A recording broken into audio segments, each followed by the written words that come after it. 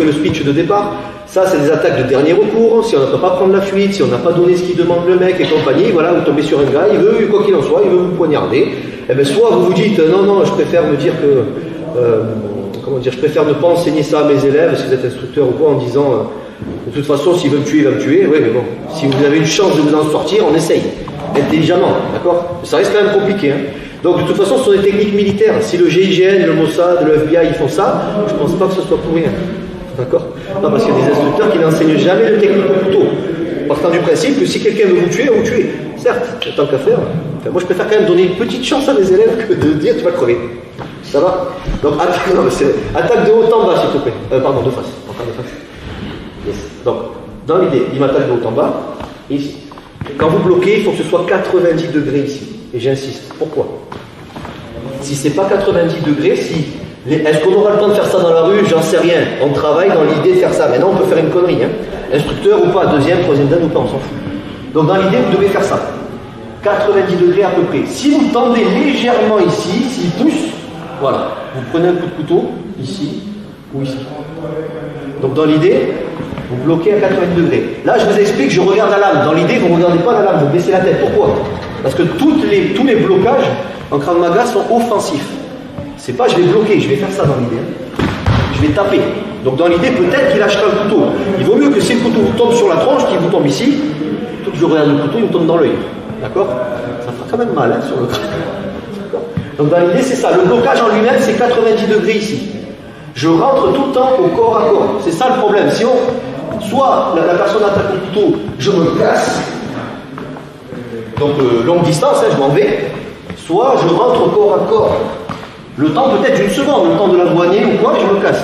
Le risque, c'est si j'hésite. Et normalement, on hésitera tous. C'est ça le problème. C'est-à-dire, si je fais ça, je ne sais pas, je rentre pas, merde. Bam. Donc, dans l'idée, corps à corps, lorsqu'on va, je vais rentrer. Donc là, c'est les défenses, blocage et attaque simultanée. Défense contre simultanée. Blocage, frappe à la gorge. Pour l'instant, vous allez juste faire ça tout le monde. Vous êtes en garde. Déjà, la garde, elle est faite pour être adaptée à ce genre. On travaillera plus tard dans d'autres cours le 360, c'est-à-dire le blocage couteau comme ça. Et votre garde, si elle est bien faite, vous êtes déjà prêt à intercepter sans trop bouger vos mains. Si votre garde est comme ça, forcément, c'est pas bon. Et on recommence. Et on recommence. Et on recommence. Évidemment, là, ils vous attaquent à la Hitchcock. Évidemment que dans la rue, les attaques ne sont pas stéréotypées comme ça, mais il faut bien démarrer par quelque chose. Si je vous dis, allez, on va démarrer, première technique couteau, le mec il est comme ça, qu'est-ce que tu veux faire? Il ne peut rien faire. Donc pour l'instant, on part du principe que le mec il a la haine, je ne sais quoi, il va vous attaquer en mode bourrin.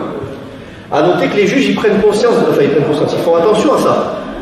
Bon, il y en a qui posent la question, comment est-ce que l'attaquant, admettons, il y a un couple qui se bat, je ne sais pas qui a fait que l'autre, je ne sais rien, je ne peux pas le savoir, mais on va demander, l'homme ou la femme a poignardé son mari ou sa femme.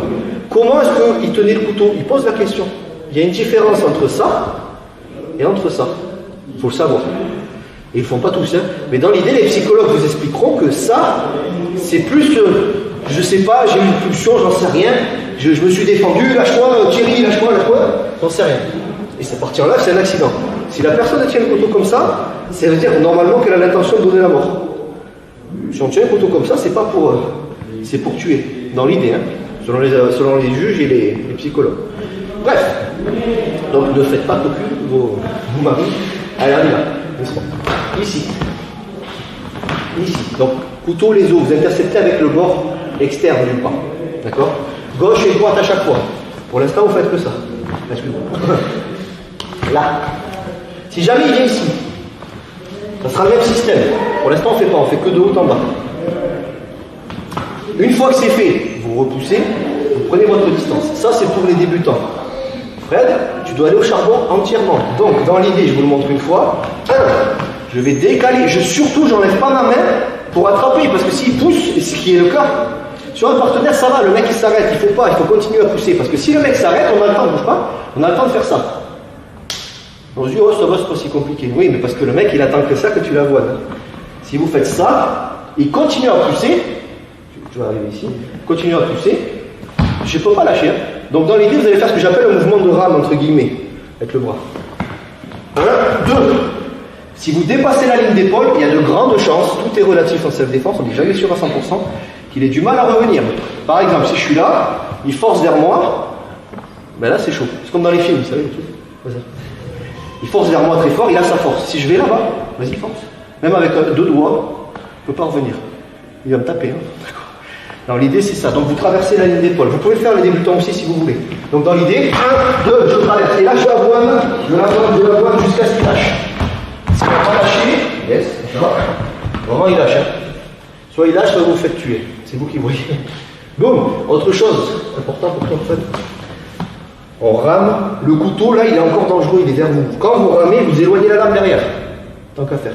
Là, on peut rajouter les techniques un peu bourrin, morsure et compagnie. C'est dégueulasse, certes, mais c'est un couteau. Hein. À vous de voir. Donc dans l'idée, c'est ici. Je frappe en haut, je frappe en bas. Ou s'il est trop grand, je ne reviens pas. Je frappe en bas, je frappe en bas. S'il n'a pas lâché, je peux tenter un désarmement, soit sur la cuisse.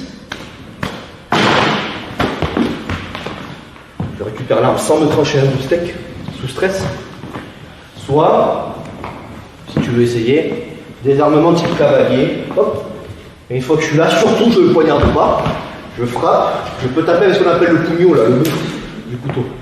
Très puissant, très dangereux aussi. Et je prends ma distance. D'accord? On en fait une dernière fois. Beaucoup d'explications, mais c'est une technique de ceinture bleue. Après, je ne reviens plus. Allez, doucement. Hop. Ici. Et je me casse. Si tu souhaites aller encore plus loin, à savoir décupler tes connaissances en self-défense, devenir confiant et efficace en situation réelle, mais ce que je t'invite à faire, c'est à cliquer juste ici. Formation offerte, ou encore sur le lien qui est en description juste sous la vidéo. Voilà, j'espère que la vidéo d'aujourd'hui t'a plu et que t'a aidé à progresser un petit peu plus. Quant à moi, je te retrouve de l'autre côté pour commencer ta formation vidéo offerte. À tout de suite.